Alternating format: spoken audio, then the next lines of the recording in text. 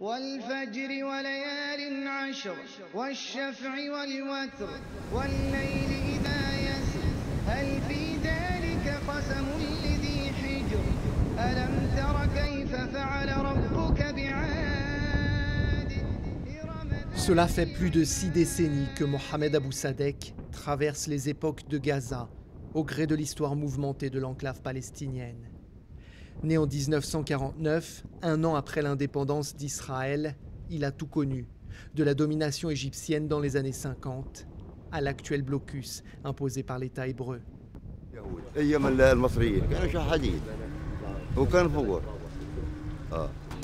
بعهد اليهود كانت كويسة مع اليهود من ساعة ما أخذوا العريش اليهود المصريين خرب البحر واليهود ضايقوا علينا شيء كثير اليهود.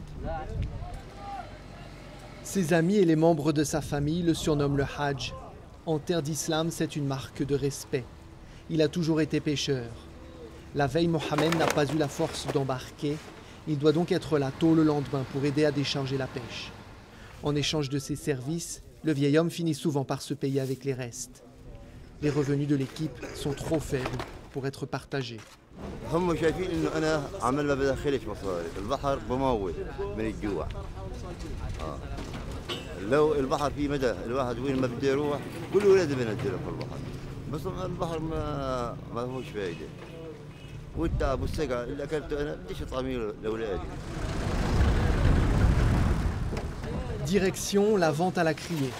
Après 24 heures passées en mer, les pêcheurs viennent déverser leur cargaison sur ce marché. C'est l'un des endroits où les effets du blocus imposé par l'État hébreu apparaissent au grand jour. Mohamed nous dit qu'Israël a tellement réduit la zone de pêche de Gaza qu'elle a presque mis fin à cette profession, frappée de plein fouet par le chômage. Les belles pièces sont tellement rares qu'elles sont exposées comme des trophées. Plus d'1,7 million de Palestiniens vivent sur cette bande de terre qui s'étend sur 360 km². Le taux de chômage y est l'un des pires au monde. Un peu moins de la moitié de la population active est sans emploi, selon les Nations Unies. En revanche, l'alphabétisation y représente une lueur d'espoir. 9 Gazaouis sur 10 savent lire. C'est donc sur leurs études que de nombreux jeunes, comme Dana Ismail, comptent pour s'en sortir. Sur le chemin de l'université, Dana nous parle des défis auxquels elle et certaines de ses camarades de classe sont confrontées. حياة البنت في غزة كمان من ناحية التدريس أو الجامعات مش كل برضو العيال بتوافق إنه تودي بناتها على الجامعات. يعني أنا بعرف بنات كتير ما بيروحوا على الجامعات عشان أهلهم إنه الاختلاط والشارع وهيك بخافوا كتير. يعني عنا المجتمع أو الأهالي في غزة كتير شوي متحفزين. Pour Dana, cela ne fait aucun doute. À Gaza, il vaut mieux être un garçon. بعض من اللحظات بتلاحظ انه مثلا من ناحيه الطلعات، من ناحيه الشغل، من ناحيه الحريه اللي بياخدها الشاب في غزه اكثر من البنت بكثير يعني. Dana fréquente la première faculté publique de Gaza, l'université Al-Aqsa. Elle y étudie le français dans une salle de classe, discrètement nichée au fond de la cour. Ce département fait exception dans l'enclave palestinienne, car ici, garçons et filles peuvent être assis côte à côte. Mais à quoi peuvent servir des études de français à Gaza? Dana nous l'explique.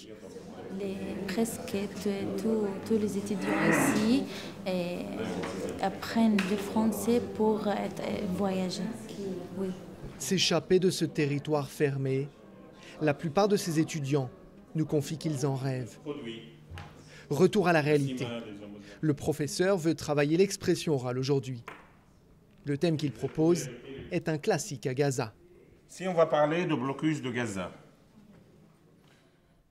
Si le sujet est bien connu de tous, au final, il n'est pas si consensuel. Moi, j'ai donné mes arguments, où Lavi il a dit ça, que le blocus, vraiment, il n'y a pas vraiment un vrai blocus, qui a été inventé. Il y a quelques exemples comme la fermeture de passage, les ambulances, les malades, ça c'est vrai. Mais il n'y a pas... Et les pêcheurs? Pardon? Les pêcheurs. Quels sont les pêcheurs? Les pêcheurs de Gaza, ils ne peuvent pas aller dans la mer. Pour Dana et ses camarades, Le blocus est bien réel et ses objectifs sont clairs. En revanche, lorsque la discussion se prolonge, les langues se délient et les islamistes qui sont au pouvoir ne jouent soudainement plus le beau rôle. Il y a plusieurs responsables qui sont accusés de blocus à Gaza. Le premier, c'est le gouvernement israélien, parce qu'ils veulent, je pense, imposer la dureté aux gens à Gaza. Et la deuxième, c'est Hamas, le gouvernement d'Hamas ici à Gaza. Ils sont accusés de participer avec le blocus. Il est clair que le Hamas a perdu de sa popularité, mais pas auprès de tout le monde. Il y a 2 ans, Hamoudeh Salah a fait partie des 1000 détenus palestiniens libérés en échange du soldat Shalit, dans le cadre d'un accord entre le parti islamiste et Israël. Originaire de Naplouse en Cisjordanie, il refait désormais sa vie à Gaza où il a été expulsé après 12 ans passés dans les prisons de l'État hébreu. Depuis sa libération, il s'est marié et a eu une petite fille.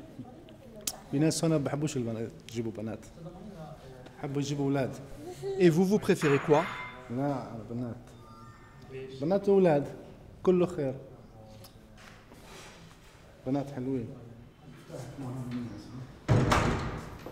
Le bonheur de Hamoudeh ne s'arrête pas là. Il a installé toute une série de machines et de travailleurs au rez-de-chaussée de son immeuble. Il fabrique des pâtisseries à plein temps. De quoi alimenter les 3 restaurants qui appartiennent désormais à l'ancien prisonnier. مع الإرادة فيش شيء صعب. الإنسان عنده إرادة بيعمل المستحيل. الحمد لله خلال أشهر قليلة استطعنا يعني نقفز قفزة للنجاح ما كنا نتصوره ولا نتخيله. Hamoudeh raconte qu'il a simplement fait fructifier le petit capital de quelques milliers de dollars donné par le Hamas à sa sortie de prison. جزء ما تصدقش يعني قلت لك إني بديت من الصفر بمشروع الحلويات. مشروع المطعم والعصائر اللي كان عندي استهلك من المبلغ اللي كان متوفر معي في تلك الفترة. استطعنا بفضل الله إنه يعني خلال أشهر ننجح نجاح مميز. Un succès qui n'échappe pas aux réalités de Gaza pour autant. Le blocus israélien rend l'acheminement du matériel et l'importation des ingrédients très difficiles. Récemment, un autre problème est venu davantage compliquer la donne.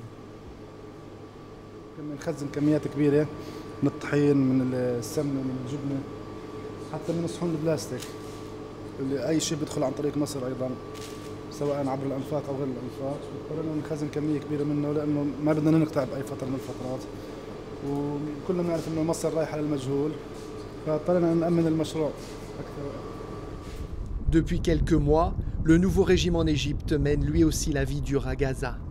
Il a fait détruire la plupart des tunnels qui permettaient aux habitants de l'enclave de contourner le blocus pour s'approvisionner.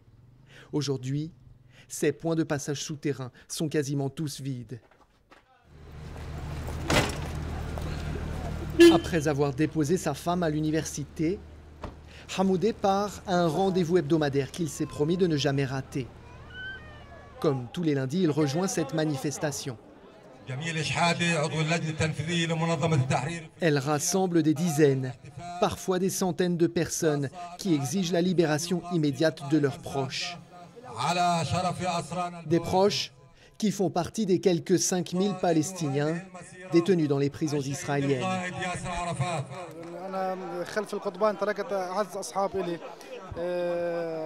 يعني أصحاب عشت معهم سنوات طويلة من المعاناة والألم من باب الوفاء لهؤلاء الأصحاب إني أبقى يعني أتذكرهم حتى على مستوى بنتي أعلمها ثقافة تعلقها بقضية الأسير لأنها قضية إنسانية وقضية أخلاقية بالدرجة الأولى.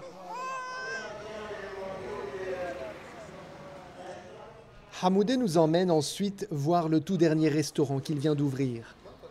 Il y vend une spécialité, le knafé, qui vient de la ville en Cisjordanie dont il est originaire. Il veut également nous montrer la salle attenante, qui fait sa fierté. Ici, tout est pensé avec attention, comme ces cloisons entre certaines des tables.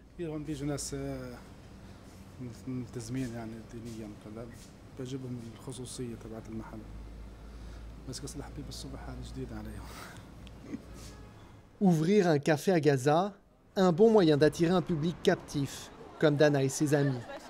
Après les cours, elle se retrouve dans un établissement réservé aux filles, à l'exception des serveurs. C'est l'un des rares loisirs autorisés par le Hamas. Ici, Dana et ses camarades de classe critiquent librement le parti au pouvoir. Elle l'accuse d'avoir un impact négatif sur tous les aspects de leur vie, y compris sur les rapports entre filles et garçons. C'est plus compliqué maintenant avec le gouvernement de Hamas parce que tu vas remarquer qu'il y a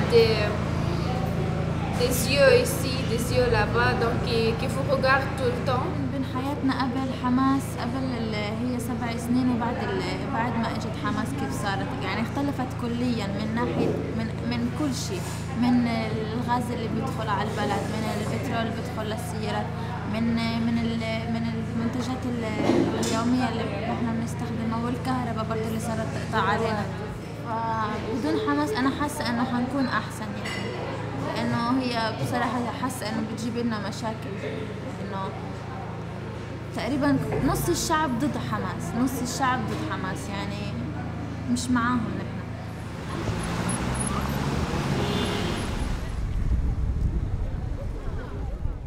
Il est l'heure pour le vieux pêcheur Mohamed Abou Sadek et ses collègues de lever l'ancre et de reprendre la mer.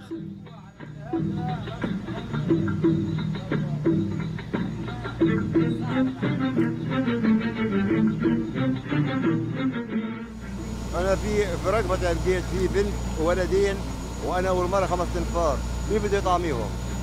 كل ولد أنا عندي متجوز في عنده 7 8 تنفار و10 تنفار، الله يكلهم معين هذاك. ما بقدرش أقعد، إذا أنا قاعد متت.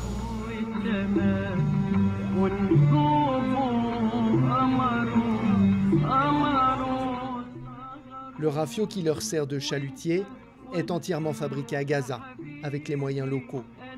Mohamed nous dit que c'est en mer qu'ils se sent le mieux, même si ici non plus, il n'échappe pas au blocus.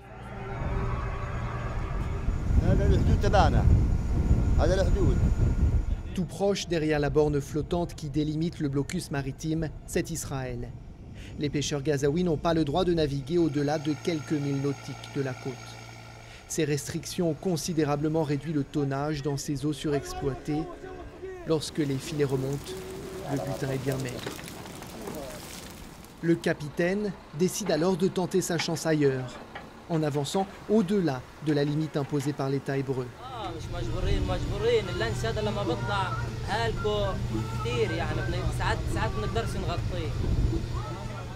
Très rapidement, un navire de la marine israélienne nous repère et prend notre direction, plein gaz. Les tirs de sommation ne tardent pas à se faire entendre.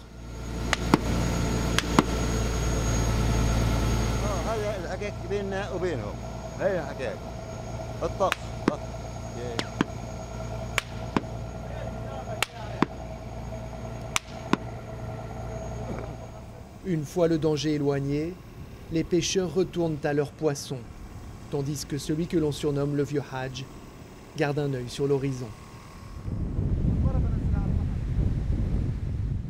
Hamoudé, sa femme et leur enfant prennent le chemin de la plage pour profiter des derniers rayons de la journée. L'ancien détenu exilé à Gaza compare l'enclave à une prison à ciel ouvert, tout en nous confiant son souhait le plus cher. بتمنى يعني تيجي اللحظة اللي أرجع فيها على قريتي اللي كنت عشت فيها. يعني ممكن هو الحلم الأخير بحياتي اللي حتى اللحظة ما تحقق. لكن بيضلوا بنفس البحر مجهول. ما بعرف ممكن أرجع ممكن ما أرجعش. Depuis la dernière guerre avec l'État hébreu, peu de roquettes ont été tirées depuis Gaza. L'enclave poursuit péniblement sa reconstruction sur fond d'une trêve précaire. Ici, les armes ne sont jamais très loin et ne restent jamais silencieuses très longtemps.